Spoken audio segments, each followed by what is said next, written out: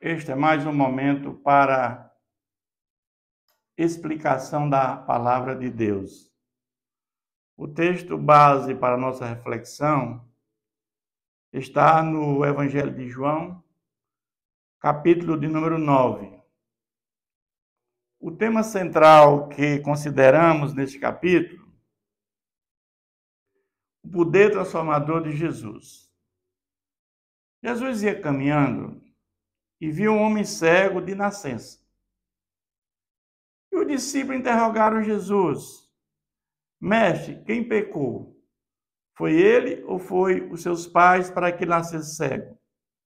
E Jesus diz, nem ele pecou nem seus pais, mas isto foi para que se manifestasse nele a glória de Deus.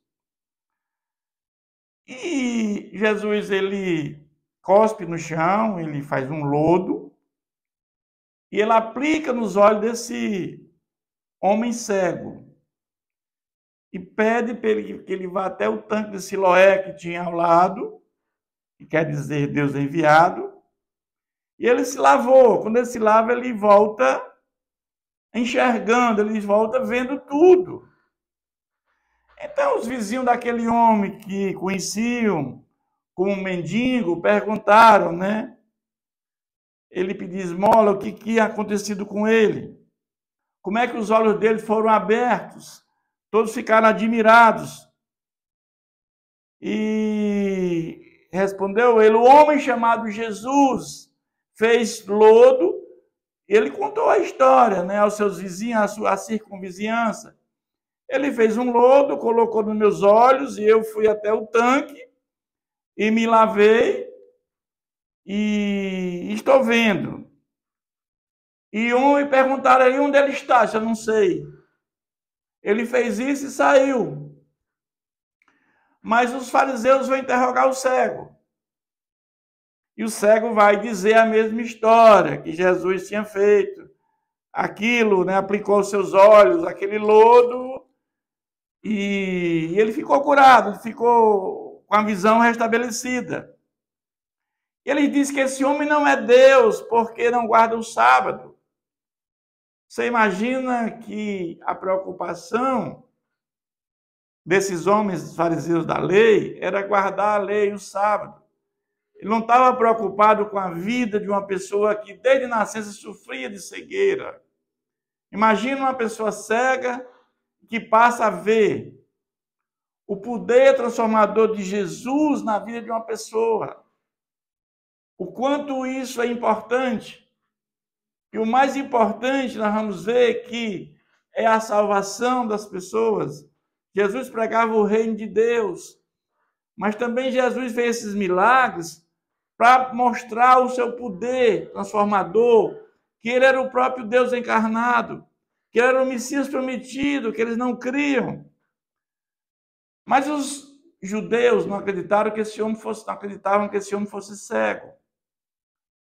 E chamaram seus pais para saber se esse rapaz era cego. E os pais confirmaram. Sabemos que o meu filho é cego de nascença. E estavam com medo e perguntaram se ele estava vendo agora. O fato é que eles ficaram com medo, né, de ser expulsos da sinagoga. Não sabemos como ele vê agora. Eles se retrucam, ficam com medo. E eles voltam a interrogar novamente, pela segunda vez, o homem cego. E lhe disseram, dá glória a Deus. Não sabemos que esse homem é um pecador. Eles falam que Jesus é um pecador. E o fato é que ele retrucou, se é pecador, eu não sei. Uma coisa eu sei, é que eu era cego e agora eu estou vendo. E que te fez ele, como ele te abriu os olhos? Ele já tinha falado isso para eles a primeira vez. E ele já ficou um pouco, né, enraivado. Ele respondeu, eu já disse a vocês, e não atentaste. Porventura quereis vós bem saber e tornar discípulo dele? Então os discípulos, nós somos discípulos de Moisés e não deste homem. E não sabemos de onde ele é. Eles não sabiam de onde Jesus era. Sabemos que Deus não atende a pecadores, mas pelo contrário, se alguém teme a Deus e pratica a sua vontade, a este ele atende. É assim que funciona. Mas depois Jesus, sabendo que ele tinha sido expulso, da sinagoga, e encontrando com ele, perguntou: crê tu no Filho do Homem? Filho do Homem, Filho de Deus, era um atributo atribuído a Jesus. Ele respondeu e disse: quem é, Senhor, para que eu nele creia? Jesus lhe disse: já os tem visto, e o que fala contigo, ou seja, eu sou aquele que fez a obra na tua vida. Eu tenho o poder transformador, você passou a ver, fui eu que fiz isso contigo. Jesus quis dizer isso. Então ele afirmou: eu creio, Senhor, e o adorou. E prosseguiu Jesus: eu vim a este mundo para juízo, a fim de que os que não veem, vejam, e os que veem se tornem cegos. É assim que Jesus falava com aquelas pessoas que não criam em Jesus, com os fariseus. Eles não podiam entrar no reino de Deus da maneira do comportamento que eles tinham. Porque eles não criam em Jesus como Filho de Deus, como Messias prometido.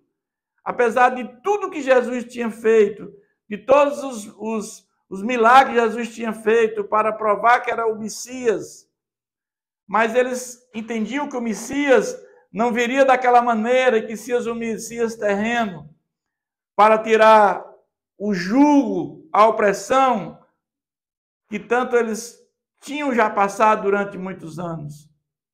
Mas Jesus veio para trazer a graça salvadora como fundamento da nossa salvação. Jesus veio para resolver o pecado da humanidade. E eles não entenderam isso.